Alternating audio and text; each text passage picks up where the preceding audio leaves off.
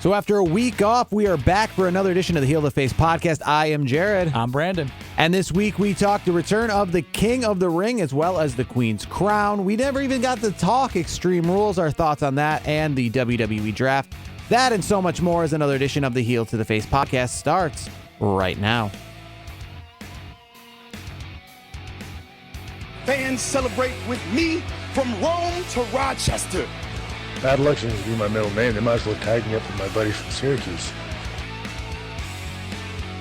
So this is another edition of the Heel to the Face podcast. Like Big E was saying last week, celebrating a little bit in Rochester and Binghamton and Syracuse and all points in between. Lots of wrestling shows attended all over Western and Central and even Southern New York as we took the week off to go attend those shows and to watch some AEW wrestlers and then some AEW wrestlers the night after in 2CW. So I saw a lot of Dark Order. I will say that much as the Heel to Face podcast is back. So the Dark Order actually essentially close out the show 3 nights in a row. Obviously with AEW, they closed out after Rampage went off the air, the big Brody Lee tribute that they did in Rochester. And then pretty much going off of that, 2CW struck while the iron was hot and had the Dark Order main event both of their reunion shows, including well done. Brody Lee Jr. minus or -1. -1, yes. Came out to help the Dark Order on the final night in Syracuse. I saw that. That was nice. Hoping another 2CW reunion show comes down the line. That's what Sami Callihan at least said because he's got that title and he wants to defend it.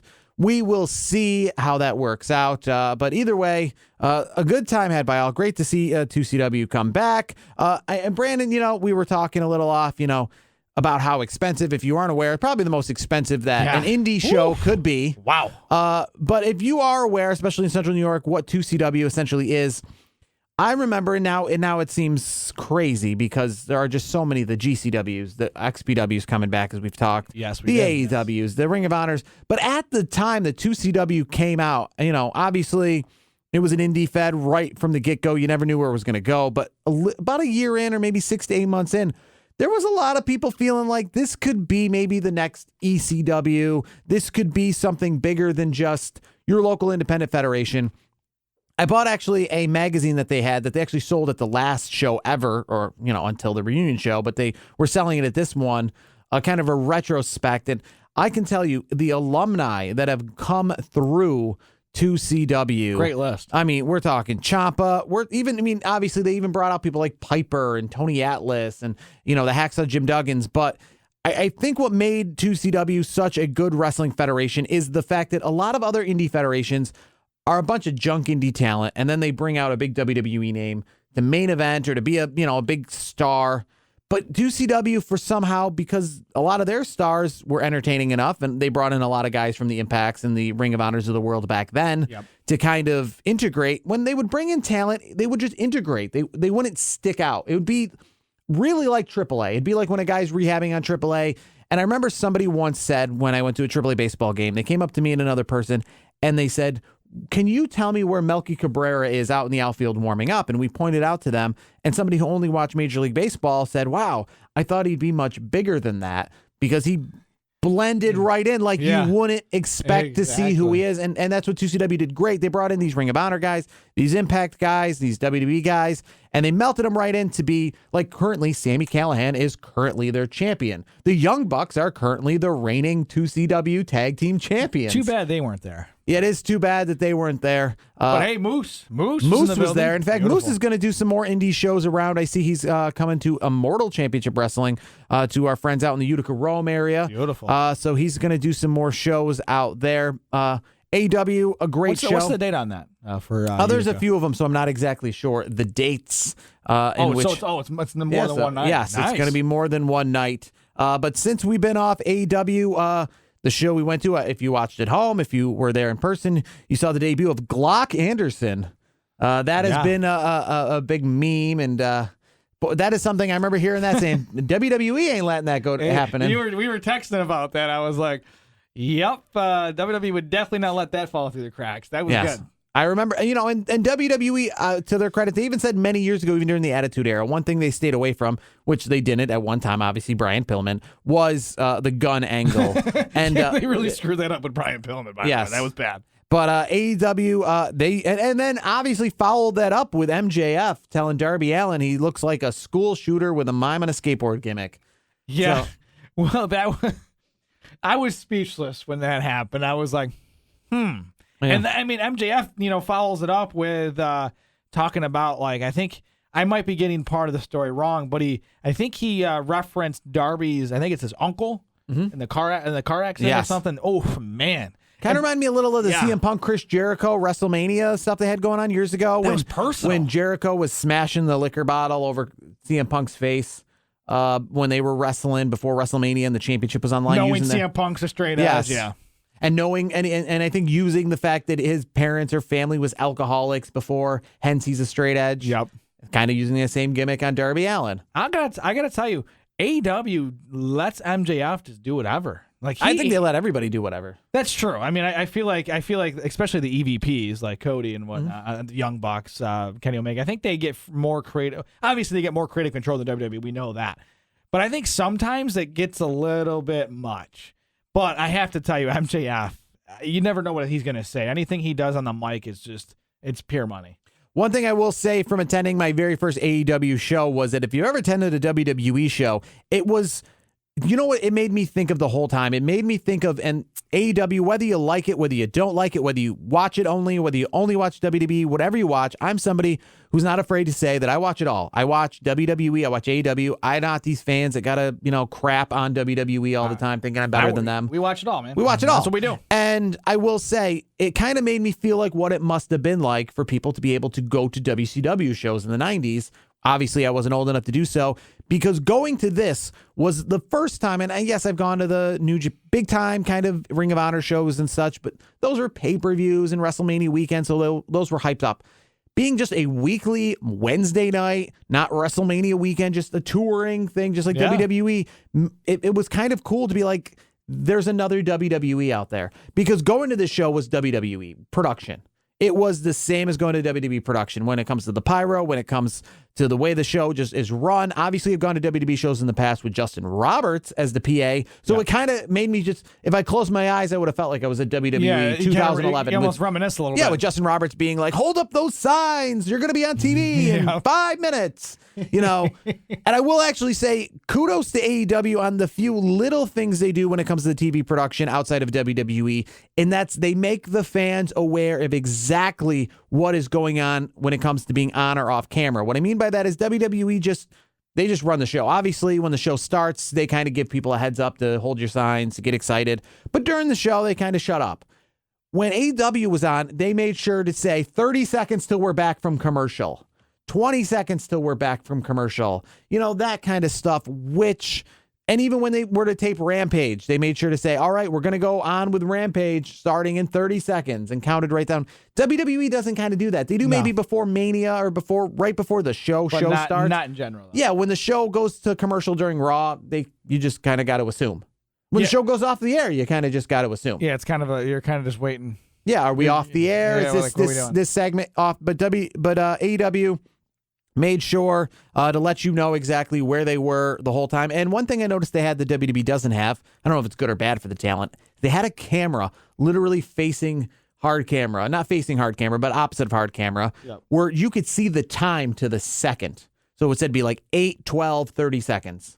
8, 12, 31 seconds. I think that's great. Yeah, for the talent to get it right on the money. Yeah, that's the thing. I like that, being, for what we went to school for. I mean, timing is everything. And you can, instead of, the referee's going to give you cues anyways. We know that. But you can kind of glance over while you're in a headlock or something. You're just in a hold and you're looking like, all right, you're kind of whispering, all right, we got to get out of here. Let's go. We got to finish. And it helps it from WWE because obviously we know that there's things like Botchamania out there where there's a little too much talking. So it helps that you don't have to have the referee pretty much stop the match. Speaking of Botchamania, did you see the botch on AEW last night? Ooh, that was bad.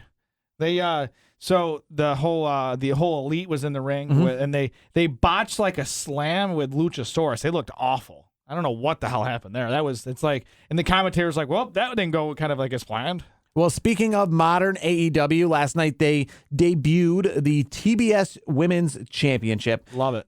You love it. I love it. I think it's great. And by the way, speaking of all these belts and everything, I don't know if you caught it on TV, but some fan was rocking the old retro WWE Championship belt circa like Shawn Michaels era, so that was interesting. But getting back to the TBS Championship, I like it because it gives, especially in nowadays, women are getting more time on the air as they should. They're entertaining. They're just as good as the guys, if not better in a lot of cases. Britt Baker, by the way, is fantastic. So Absolutely. having that championship is awesome. I don't know why WWE doesn't do things like that, because now not only do you have the TNT Championship for the men, you have the TBS Championship for the women. It's perfect. I mean, the only issue I have, there's one issue that I do have. It is, I don't think the women's roster in AEW is deep enough. That's my only issue. That's the thing.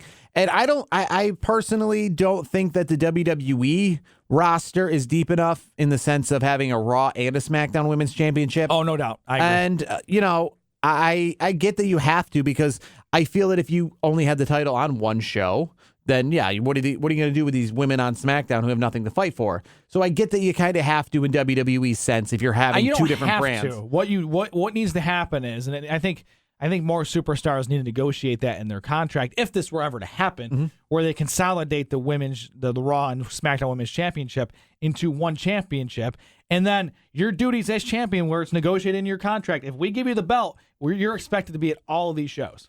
I guess with AEW, though, they don't have that show format. They don't even have like an NXT for the most part. So having a second belt. Dark is kind of NXT. Yeah. And I would say if this TBS belt was going to be to all these maybe lower end, never heard of people, but if the Britt Bakers or the higher names, the Tay Contis, the Penelope Fords, if they're going to hold the TBS belt, then I feel like then maybe we have too many belts in the women's division. I agree partially, like I said before. I think it's not because I like the belt. I think it's a good concept, but I think they're getting a little too far ahead of themselves because, like I just said, there's not a ton of depth in the women's division. There just isn't. There's Britt Baker, like you named two other people. That's it. I mean, then you have Nyla Rose. Yeah. What's the rest of the division look like? Valets like the bunny, like that's they're glorified valets at that point. There's not the depth in the women's division is not that great, I don't think. But I will say the women did have a fantastic match on Dynamite this week. We had Serena Deeb and Hikaru Shida. Shida was fantastic as well. That was, from a technical standpoint, they sold everything on point. If you want to go from a technical standpoint, that was the best match of the night. I would say overall, the best moment, the best match tonight was the casino ladder match when the returning Hangman Page. I mean, that seemed to be a pretty foregone that he was going to be the one returning. I don't even need to know why they. I don't even know why they needed to make him the Joker. They could have kind of just announced that. Yeah, I would have been more excited about seeing Bobby Fish as a surprise. But that was a good pop though. It's good to see Hangman. I'm personally a huge fan of Hangman. I think the sky is the limit for him. I just hope they get a belt on him because which in this case he's got a shot now. So I'd love to see the belt on Hangman. He's to me he is probably one of my favorite wrestlers in AEW these days. Well, you were talking about the women wrestlers in AEW and the amount of talent that they have. One company that has announced pretty recently, I think even as of today, what is it? World Women's. It's a wow. It's wow. I know it's like women of wrestling. I think that's it. I don't know why I put world in there. Women of wrestling. Tessa Blanchard and AJ. Did you see? Well, here's the thing. Did you see the promo? Did you see the little? They had a little vignette, and they at the end of the vignette, it's a shot of Blanchard. So we know Tessa's in. We know AJ's in. Does AJ wrestle? Because what AJ I saw has said that she's going to be a commentator. It's all being brought by Jeannie Buss, the part owner of the Los Angeles Lakers. Yep. She's bringing it back, and I think it's going to be quite the chic, kind of glow style LA, because I saw that there was people from Access Hollywood there, and it was like a very Hollywood, very much. I'm interested. I could see it being like a 30-minute kind of produced TV show for syndication. I'll check it out because it's wrestling related, so I'm always down to check stuff out. I always say I'll give it a look, see what I think, and then Tell you how I feel. Jeannie Buss said there's way too many women athletes out there, not just wrestlers, but women athletes out there that just don't have an avenue to continue their careers in the world of wrestling or any. I 100% agree with that, and that goes at various levels. We could talk about a separate show talking about how women's soccer doesn't get the dues that the men's soccer. We could talk about that. So I'm 100% on board as a girl dad myself. I think there should be as many opportunities as possible because there's so many athletes that should be able to continue until their athletic prowess, slows down as they age. They should be able to go into their 30s and participate, not just, college is over, I can't play softball anymore.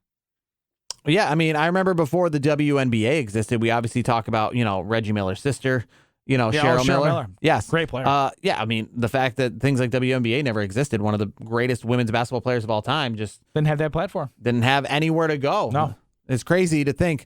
But that is bad. AJ Menendez, is that the name? AJ Mendez, or as we like to say, April Brooks. Yeah. Mrs. CM Punk, as I also like to call her.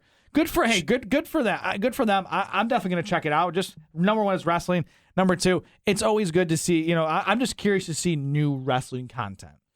Moving over to speaking, we talked a little about the alumni of 2CW. One person who doesn't stick out as an alumni when it comes to the Roddy Pipers and the Young Bucks, somebody who kind of was just a 2CW, I don't want to say a staple, but just an indie staple all around the East Coast, New Jersey, New York, just one guy who's been around the indies, who's making his name right now in NXT, and that is Joe Gacy. He's got himself the nice, the PC principal from South Park kind of gimmick, the safe space gimmick, but he's might insert himself into the Halloween Havoc, which is currently Tommaso Ciampa and Von Breakker, a.k.a. Rick Steiner's son, and I don't know if you watched this promo. Give him the Steiner name already.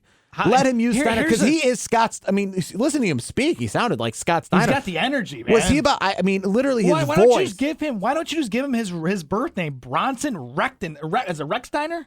Recton Steiner.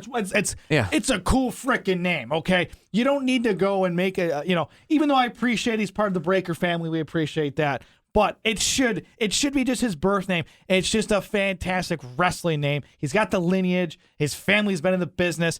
By the way, he looks great. He looks like $1 million. Yeah. He talks well. I saw the promo he had with Tommaso Ciampa. That was fantastic. I thought he did a great job. They are really, really pushing this young man. I'm excited. I'm going along with it. It's just crazy. I literally watched his promo with Tommaso Ciampa, and if I close my eyes, that was Scott Steiner talking. 110%. I was waiting for him to say, "Holla if you hear me." I mean, literally, like, so I don't understand how. It's one thing. I mean, if these people, first off, I don't ever understand why you would ever not use the lineage of somebody. 100%. Especially, unless it's, I guess if it's Chris Benoit's of the world or something of that nature. Well, yeah, if you notice, they don't do Tamina Snuka anymore. They do Tamina. Yes. But when it comes to the Steiners, I get that you don't like him, and I get that the Scott Steiners of the world aren't fans of WWE. But there's not that controversy like you have with the Chris Benoit's or the even using Owen Hart, or anything that you've had real bad blood with. I don't think Scott Steiner would probably throw up, a huge cease and desist if you let them use the Steiner name, because essentially he's working for the company. So he's voluntarily there. So obviously you must be okay with him being there. So I imagine if you're okay with him being there and he's okay with being there himself, then let him use the name. He sounds like Scott Steiner. He looks like like a mix of Rick Steiner and Scott Steiner. Well, he is Rick's kid, so. Yeah, he's got the Rick Steiner face, the Scott Steiner kind of, Papa Pump kind of build. He's got the kid's got a look. He's got a look. He's good on the mic. The kid's a natural, and I think WWE have found a star in that kid. I think we're going to be talking about him for years to come. And Joe Gacy, who, like we said, he was just in the breakout kind of tournament like less than 2-3 weeks ago. Yeah, he was involved. He was just some kind of guy that they just added that said, hey, here's some few names that we just kind of recently signed. And now he's got a solid gimmick. Out of all those guys in that breakout tournament, he just came out like after the tournament was over next week with a gimmick. Kind of doing funny, something. Though? They really played that gimmick off where he got canceled, quote unquote. Yeah, that was it's interesting. I'm curious to see what else is in store for Mr. If he beats Ciampa, he'll be inserted into Halloween Havoc's championship match with Ciampa and Von Breakker, Braun Breaker. Braun Breaker, which would be, I don't know, I keep thinking of Bon as in Bon. You have any some Cinnabon? Is that what you're doing?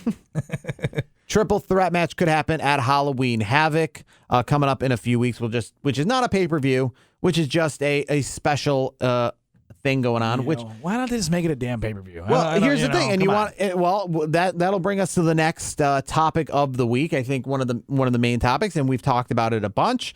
Speaking of just a special thing that's not a big pay-per-view, the King of the Ring and the Queen's Crown. I will say I do like that it's not called Queen of the Ring. I like this called something different. Yeah, the I like Queen's that. Crown tournament. They released some logos for it. I actually have to say I like the logos that they use. Yeah, everything I've seen looks good. Yes, but the fact of the matter is it's starting this week on SmackDown.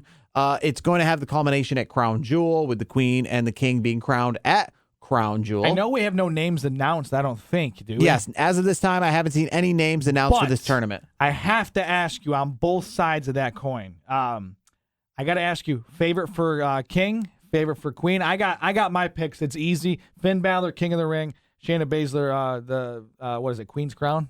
Those are my two choices. I haven't really thought about it. I thought, the fact that obviously we've seen everybody in New Day get something when it comes to Big E Championship, Kofi Championship. Maybe it's Austin Creed's turn. Xavier Woods. Maybe it's his turn to do something. Yeah, but from everything I've been reading, especially about Finn Balor, is WWE creative has been like pounding the table for Finn Balor to get better creative. So that tells me Finn's going to get a push. You want to talk Finn Balor's creative? We talked AEW about a year ago about doing a little less. Less is more. Sure. Well, if you want to rewind, because we haven't talked about this, obviously the end of Extreme Rules. I agree in that sense. Less is more. I agree with it. I agree with that part. The way that match finished, not so nice. Yeah, I would say if he's 190 pounds, he's not going to break the damn ring. And I will even say that if the ring broke without all the other stuff going on, like what did we need? Okay, here's the thing: you can sell that pulsing. You can sell that if it's like somebody as big as like Big Show. You can't sell it for a guy who's built like an average, like he's 190 pounds. That's not going to happen because you got guys 250 pounds being thrown into it all the time. What is one time being thrown hard at 190 pounds going to make a difference? This the way they did it. That wasn't even the thing I hated the most. It was awful. What I hated the most was essentially the whole, like him coming back to life. I get you did that with the Bray Wyatt matches back in the day. Sure. Back in the day being like a year ago. But you did that with the Bray Wyatt matches with the different lighting. But with the music, I don't like a championship match currently having someone's music playing. Yeah, that's a little odd for me. When I'm watching the World Series, you know what I mean? They don't get on when people are up to bat, or in the NFL when you're watching the Super Bowl. They don't put a blare on the loudspeaker. Let's go certain team. Yeah. And get their theme song going. This isn't supposed to, and I get it, it's wrestling. But it's supposed to be a championship match here. Yes. We're not supposed to have Finn Balor's entrance music playing mid-match while he's hulking up essentially. And like coming back to life, and you got the lighting. It just wasn't presented well. And like you said, less is more. Yeah. 110%. I understand you had to find a way to have him lose. But I guess my thing is like, you're not going to hear like mid-match. And I hope you don't hear mid-match. Like Roman Reigns, like music hit and like him get on the mic and be like, acknowledge me and cut a promo. And then all of a sudden the lights get dim and the music play like mid-match, mid-championship match. This wouldn't happen. Now that you're saying that, I'm just thinking of something. What if like Edge, and this is not happening because Christian's in he's in AEW obviously. Mm-hmm. What if in a mid match, like you start hearing the Brood music and then you see Gangrel and Christian come out? Would you be okay with that? Yeah, because if you're hearing entrance music in the because middle somebody's of the match, entering. Oh no! I mean, we heard Seth Rollins' music in the middle of Roman Reigns and Brock Lesnar because he was entering the match. Yeah, he was. You didn't just hear Brock Lesnar's music when he was like about to do the finisher. When Hulk Hogan back in the day hulked up and did the leg drop, they didn't start playing Real American as he was hulking up. They were doing as he was going. Like it wasn't like, all right, we're leading to the final of the match. No, like that when he won the match, you play the music. When the Undertaker was mid-match, when he like rose up, you didn't do it. There wasn't effects. Yeah, there wasn't. The bell ringing and him coming up and the lights getting dim and like. No, you play the music after the match for the winner. I got to ask you though. You mentioned Bray Wyatt just a moment ago. So rumors are Bray Wyatt and Braun Strowman are being heavily courted by Impact Wrestling. Mm-hmm. So are you okay with the Wyatt family in essentially part of the Wyatt family over at Impact? What are your thoughts on that? I'm just curious. I mean, it would be great if they got Eric Rowan to get over there as well. Yeah, I know. I don't know, man. It's just it's tough for me with the Wyatt family without Luke Harper, Brody. That's just it. No, it's tough for me, man. But and it's remember we had Wyatt family for a while without Bray Wyatt, or not Bray Wyatt, for example, without Braun Strowman. Yes. I mean he was obviously one of the later additions. Well, Braun was the latest addition. Yeah. I mean it was Bray, and then it was Harper and Rowan. Yes, and then it was Braun Strowman added later. I guess the thing is, with Impact Wrestling, I want to see them actually in front of crowds on a regular basis, back in front of regular crowds. I was just at a 2CW show that had 1,000 people at it, and I paid more money to be at this 2CW show, and I know you did, and there was more people there than Bound for Glory. And I'm not talking Bound for Glory pandemic year. I'm talking a Bound for Glory I went to a few years ago in 2017. So wait, there was 1,000 people there? There was, yeah. So, I would probably say 1,000. So if you spend $75 a pop, we'll just say, just for easy numbers, $75 a pop, you get 1,000 people. That's a good chunk of change right there. Yeah, I mean that's a good chunk of change. But if you looked at the card, from what I heard, is that's kind of why the prices were, because the people that they were bringing in were all cost in money. And here's the thing. Yeah, I'm sure Moose wasn't cheap. No, I mean, I don't think the Dark Order were cheap. I don't think Moose was cheap. I don't think Mercedes Martinez was cheap. I don't think Thunder Rosa was cheap. Yeah, I don't think Davey Richards is, cheap in comparison of these are national names. Davey Richards, from the American Wolves, or Eddie Edwards and the guys from the Motor City Machine Guns. Those guys are a little bit more discounted. Not as much, but they're not there for free. No, that's, if you got 1,000 people and it's $75 a head, that is a good night at the ticket window. Plus any merchandise. Big Cass wasn't cheap. Oh no. Enzo, Enzo only made an appearance. He didn't wrestle, but I imagine, either way, he probably got cost money. He probably got $10,000 just to show up. So these people cost money. So yeah, so $75 times 1,000, 75,000. That that was $75 times 1,000 people. Yeah, 75,000. Is that 75,000 or 7,500? Yeah, 75 times 1. 75. 70. Don't question the math, all right? 75,000. Plus, you got to think, not only is it 75,000 just in that aspect, you also got to think of, can you buy drinks there? I wasn't at the shows. Yes. So you get beverages. Well, maybe is there any food that was sold? Any I think one of the things is in my time in 2CW, in which I think this is how it worked. And I want to say maybe you're right. There's probably less than 1,000. There's probably I'll say 500. I will say there's 500 people there, because 1,000 does seem kind of high. Now that I'm kind of doing the math and looking at a front row being like 12 seats down, and then there was like 9 rows. So there was still 500 people. So 9 times 12, and then on each side, and then there's some bleachers. So I would say less than that's 100. So it's like 108 right there. That's 108. 12. I do that. Yeah, 12 times 9. Yeah, it's 108. So I would say maybe closer to 500. Okay, but still, if it's $75 a pop, you're still at what, 37.5? That's yeah. But I think that what they do is, and in Binghamton, obviously there was probably maybe like 300 there for that, because it's a much smaller place.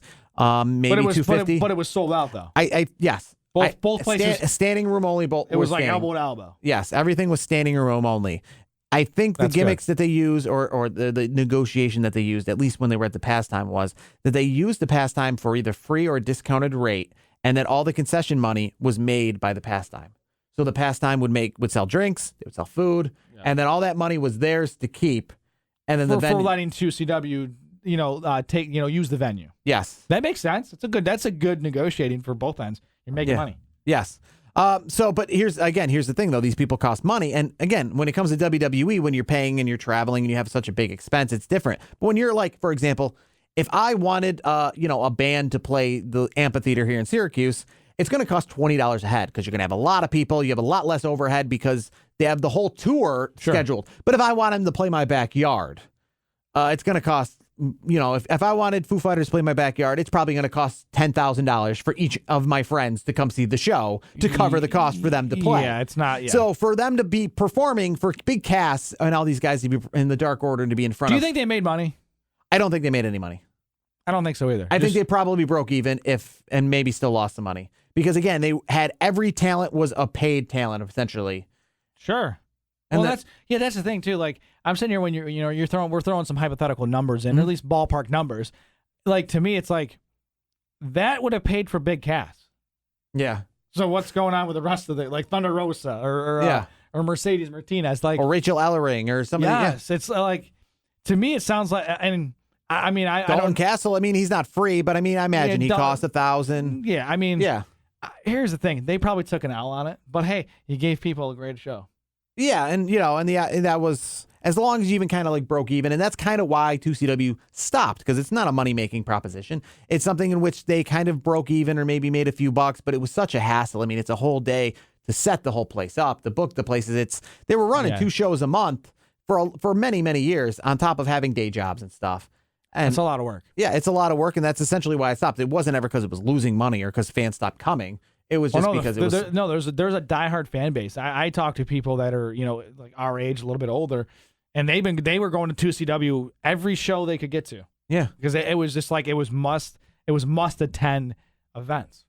Because you get to see these guys wrestle a lot of times too, and the guys that wrestle don't just, like I said, other indies, they don't just make appearances. No. I mean, when Alex Shelley and Davey Richards wrestled, it was a 25-minute good match. Like, you would think that they were getting paid lots and lots of money. They could come there and be like, just give me my appearance fee. I don't want to get hurt because I got to go back to Impact or Ring of Honor and really put on a show for those guys. Yep. No, they acted like they were at a Ring of Honor pay-per-view, and this was their main employer. Yep. Too Cold Scorpio and Slick Wagner Brown put on a show as, if they could get hurt, and that was fine.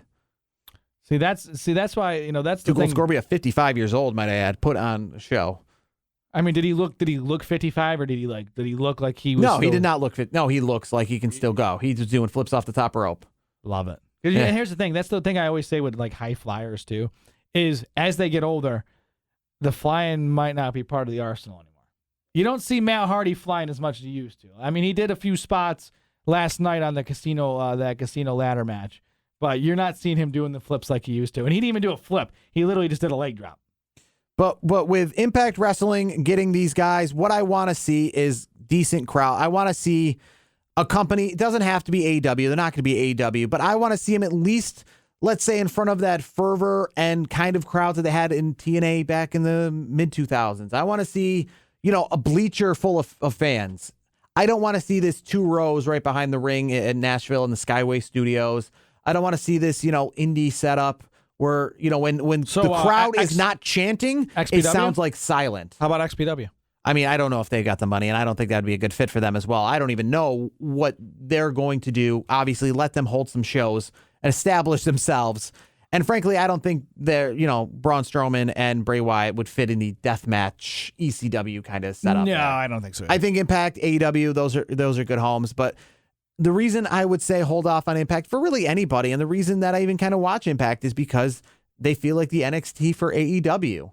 I want them to just feel like, just not even, they don't even have to essentially be AEW. Let me ask you this. Just be like, do you think part of, if this happens, where Bray Wyatt and Braun Strowman go to Impact, do you think it's partly because AEW is like, yeah, we got enough people right now, we're good? I mean, it very well could be, and I hope if they go there, they decide to use them to try to book bigger venues and get bigger crowds. And I get it that you can only do so much with your TV stuff, but I just need to travel. These smaller companies, I think, need to travel more than WWE. WWE is the NFL and the MLB and the NBA, in which they make more money off television than they do of the crowds. Oh, 100%. I'm not saying Impact doesn't make more off television than they do with the crowd. They obviously must, because there's no crowd. But they got to get on a better network. Access TV is a shitty network. I just think, get off of that. Get on an actual network. And regardless, I think they just need to be.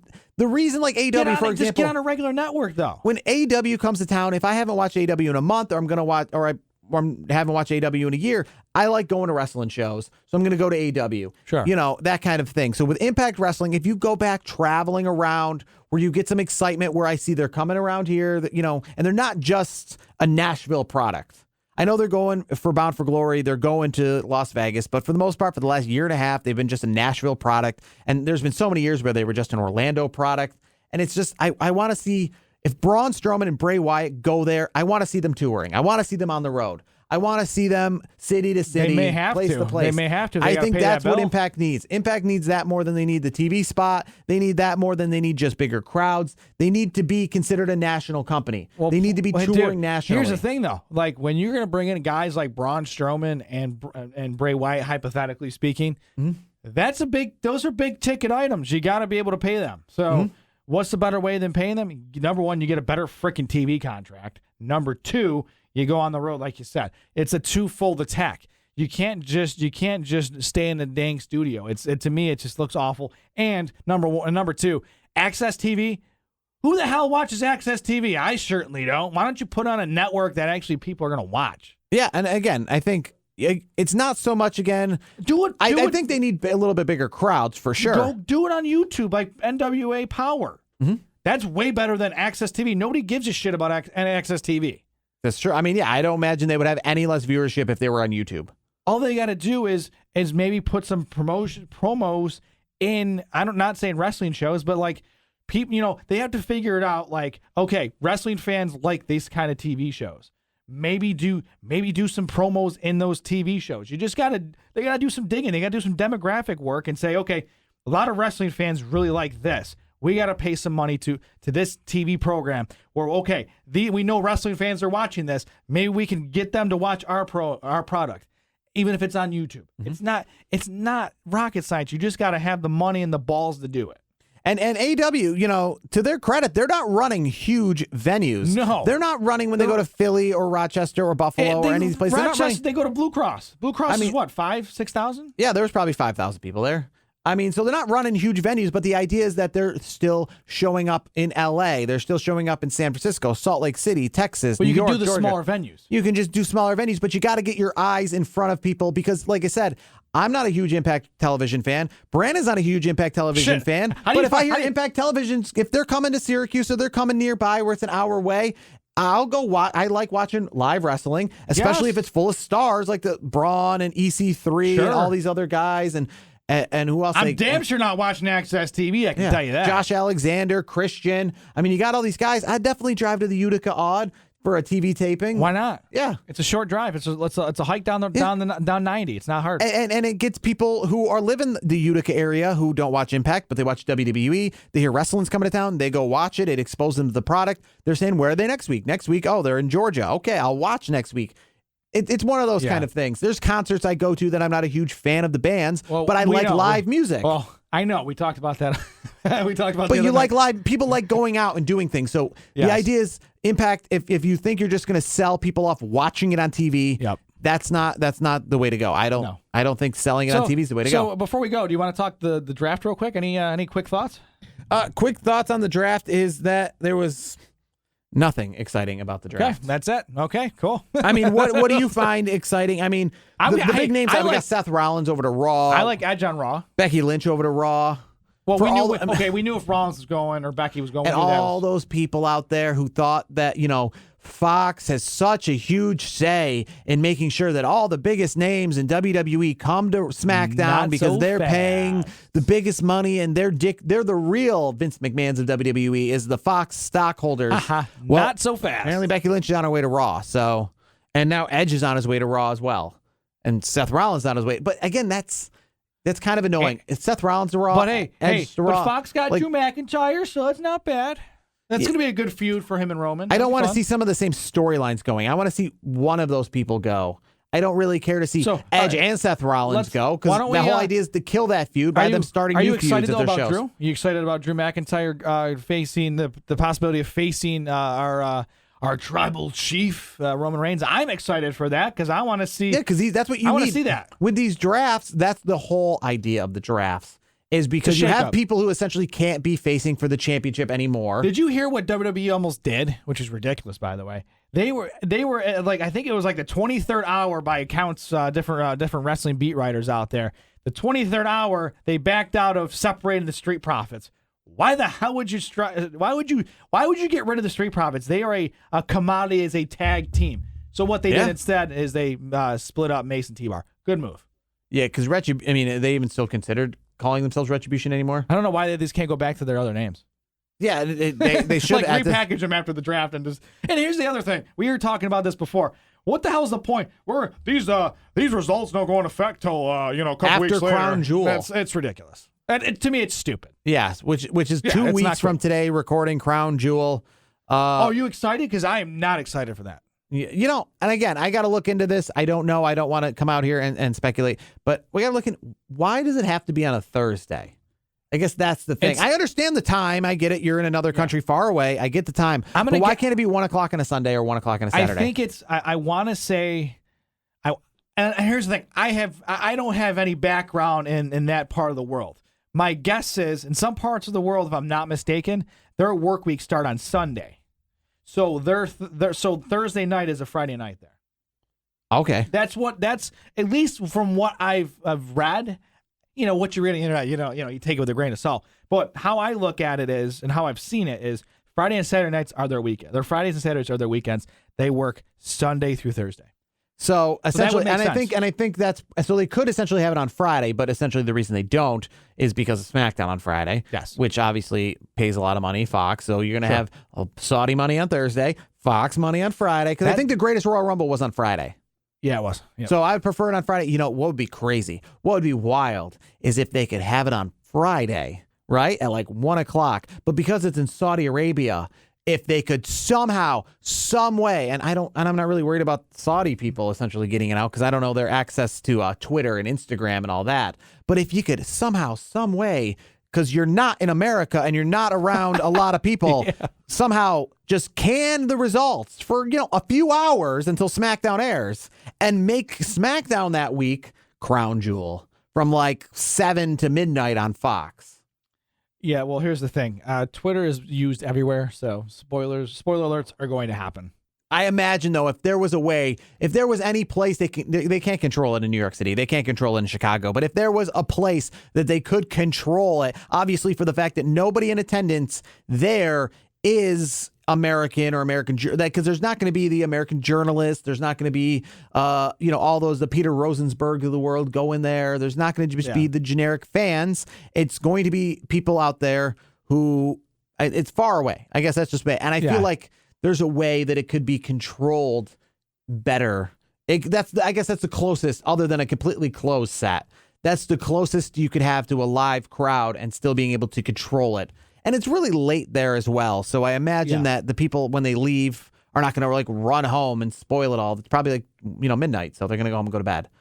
But there's still those people that will live tweet things. So is there, the question is though, how many people are, I guess there's probably somebody live tweeting in Saudi Arabia, but I just feel like I'm sure there is. I also don't know their customs, so I don't know if they, are they allowed to use Twitter there? I know places like China and others really limit social media. Well, yeah, I know that they're free. Yeah, that's the whole gimmick. That's the gimmick. We're going to Saudi Arabia because they're a new free country and they're letting everyone, but are be they really normal free, again. Yeah, I mean, to an extent, yes, I'm sure.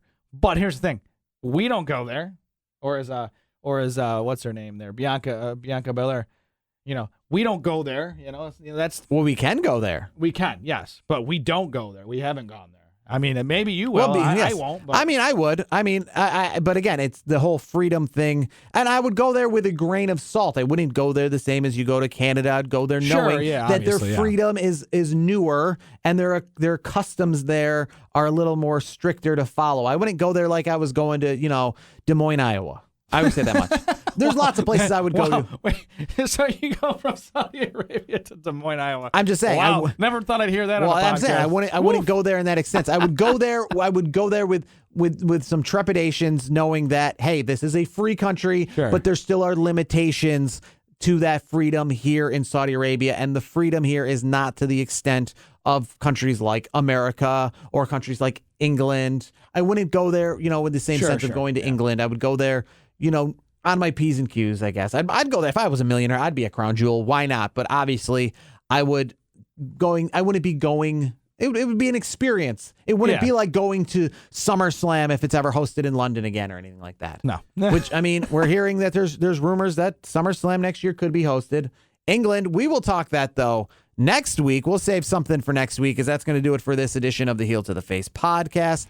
For Brandon, I am Jared. We'll talk more Crown Jewel, the first couple rounds of King of the Ring and the Queen's Crown Tournament, anything else that comes up in the world of wrestling, including this past week, Dark Side of the Ring, lowest rating ever. Will next episode follow? We'll talk that, so much more. We'll talk to you all next week.